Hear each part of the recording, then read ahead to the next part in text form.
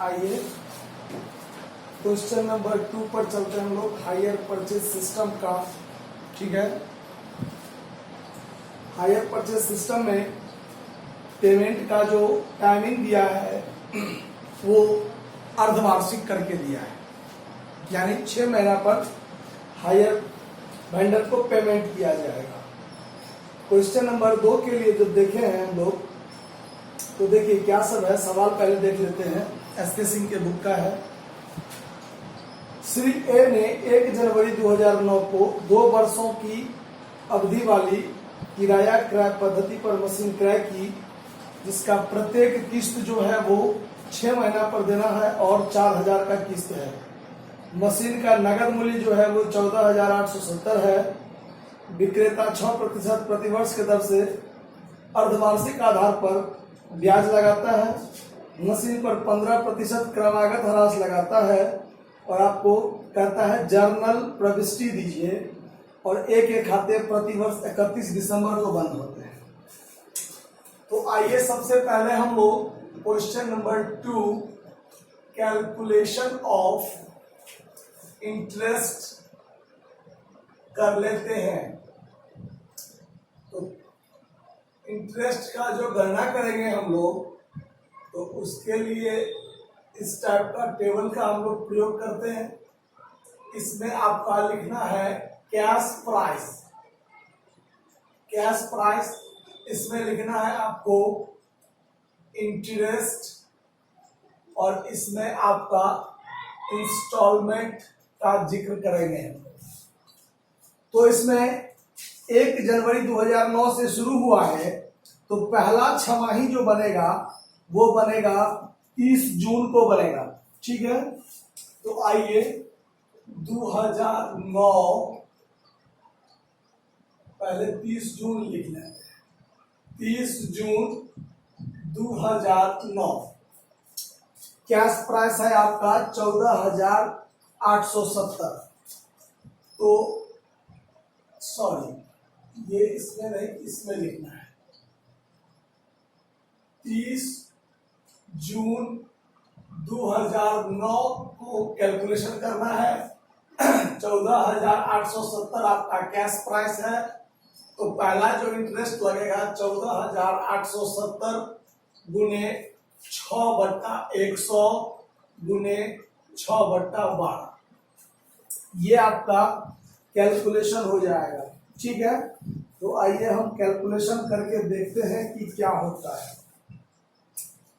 अगर हम इसको काट दें तो 6 दूनी 12 कटेगा, 2 तिया 6 कटेगा, 1 0 से 1 0 कटेगा, तो 1487 गुने 3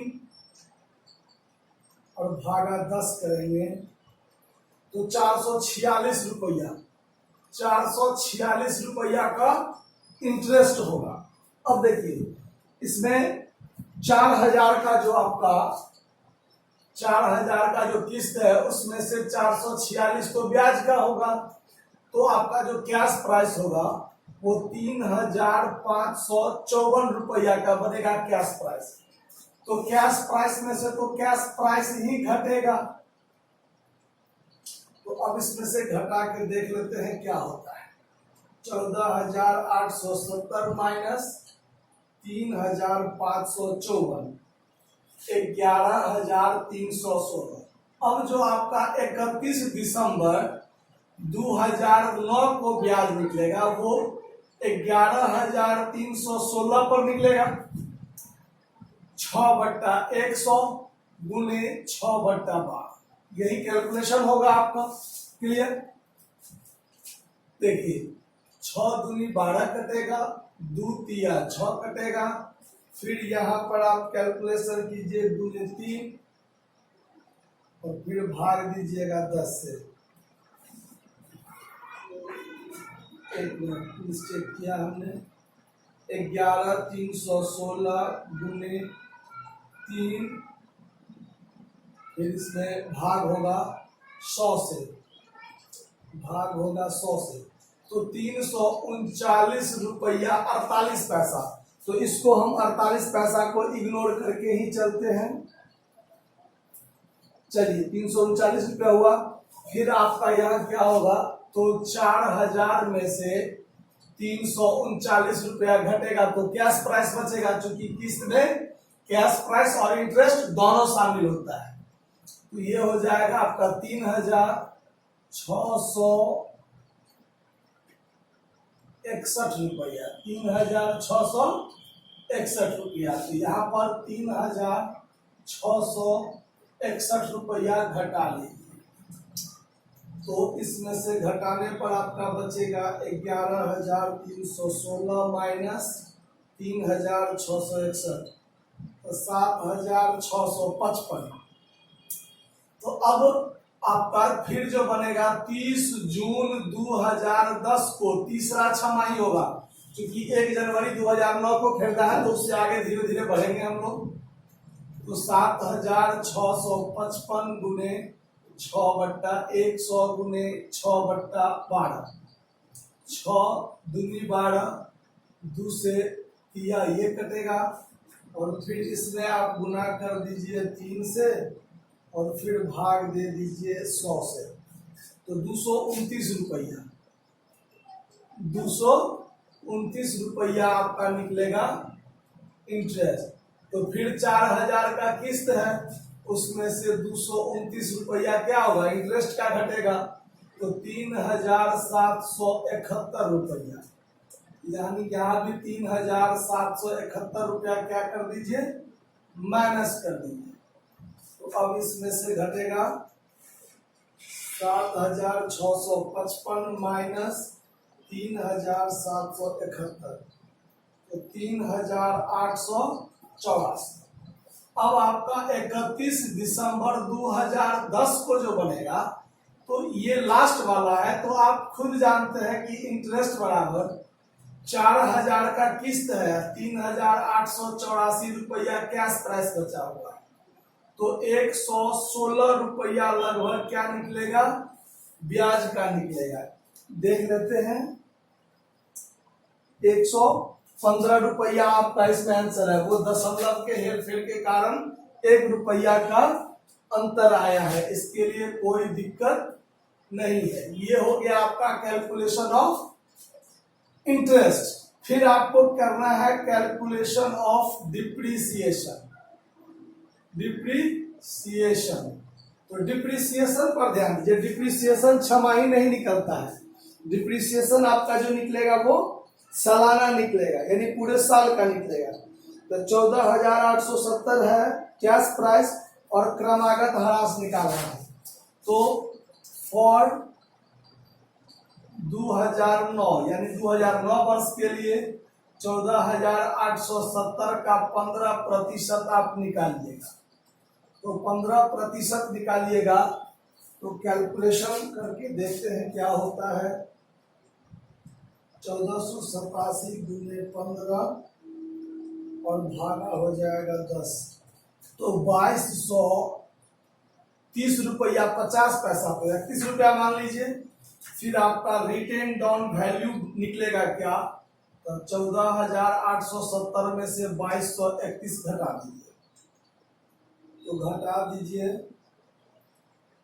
ये आपका हो जाएगा 14,870 माइनस 2231, तो ये बचेगा आपका 12,639 रुपया।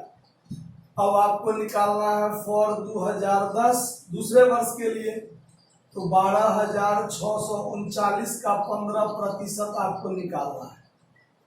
तो अब इसका निकालना है, तो इसमें देख लीजिए कितना होता है।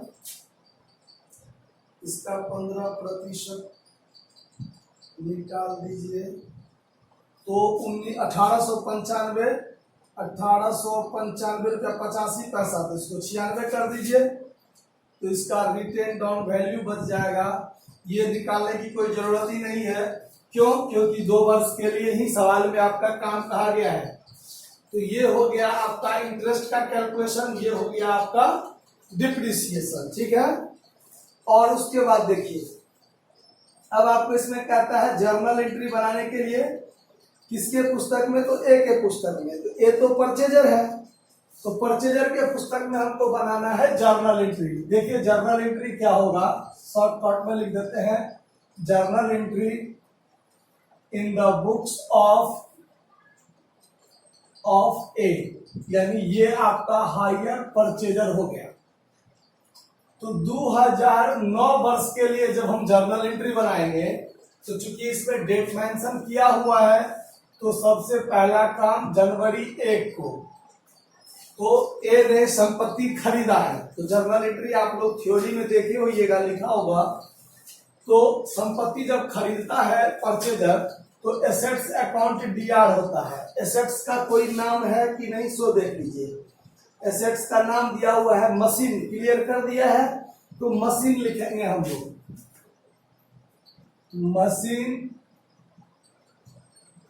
मशीन अकाउंट डीआर जो आपका 14,870 रुपया का है। टू हायर वेंडर्स अकाउंट 14,870 का, ठीक है। सवाल में डाउन पेमेंट के बारे में कोई जिक्र नहीं है, सिर्फ 4-4 हजार का 4 किस्त है। तो आगे देखिए इसमें क्या कहा जाएगा, तो सीधे हम लोग 30 जून को, यानी 30 जून को हम लोग क्या करेंगे, जून पहले लिख दीजिए, जून 30 को हम लोग इंटरेस्ट लगाएंगे। तो interest account DR to hire vendor account, vendors account. देखिए पहला ब्याज कितना का है, 446 रुपया का, तो 446 रुपया यहाँ लिख दीजिए।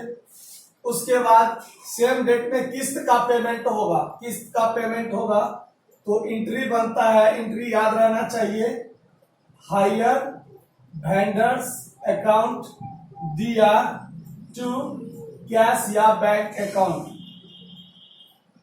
किस्त आपने कितना का दिया है, 4,000 का दिया है, ठीक है।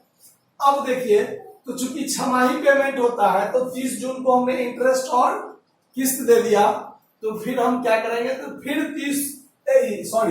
31 दिसंबर 31 को हम लोग क्या करेंगे, तो फिर लगाएंगे interest. Interest account DR to hire vendors account, कितना का, तो दूसरा ब्याज है 339 का।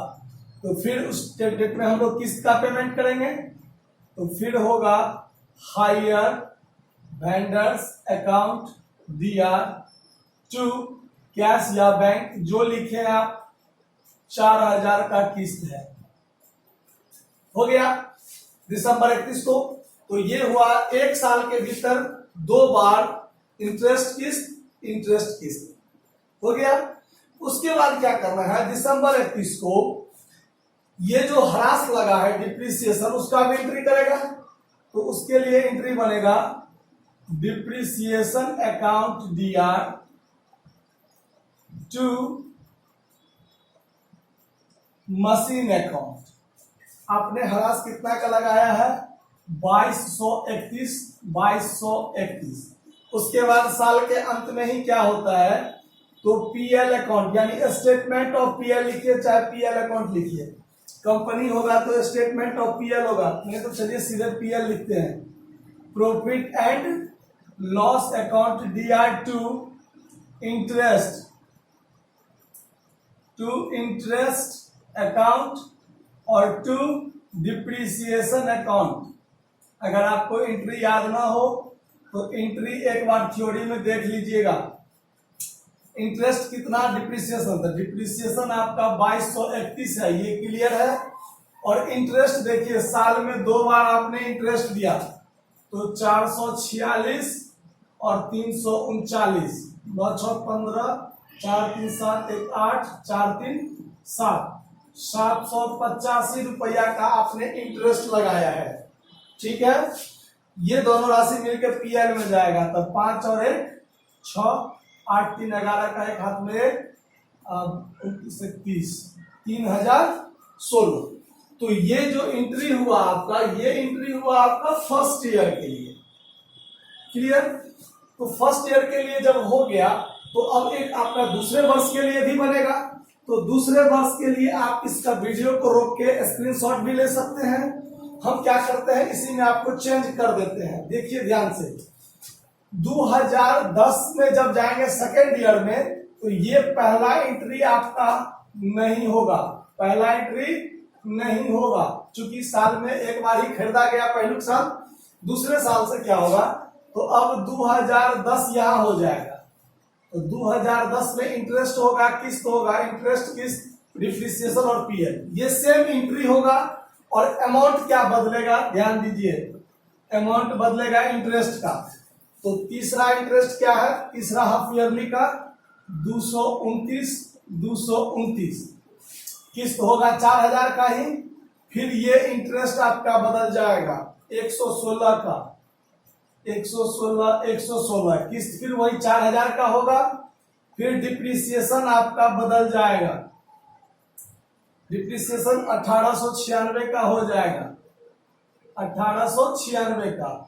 और फिर आपका ये बदल जाएगा, डिप्रिसिएशन 1896 और इंटरेस्ट आपका ये दोनों मिला के तो 229 और 116, 9 6 15 के 5 हाथ में 2 1 3 1 4 2 1 3 345 रुपया। 6 5 11 के एक हाथ में 9 4 13 1 14 के 4 हाथ में और 18 3 21 1 22। ये टोटल आपका हो गया दूसरे वर्ष के लिए जर्नल एंट्री। अगर सवाल में क्या था कि इसका खाता बनाइए तो आप इसका लेजर पोस्टिंग भी आराम से कर सकते हैं। तो आपके लिए ये 2 नंबर सवाल क्लियर हो गया। Thank you. आप इसको स्क्रीनशॉट लेकर के नोट कर सकते हैं। धन्यवाद।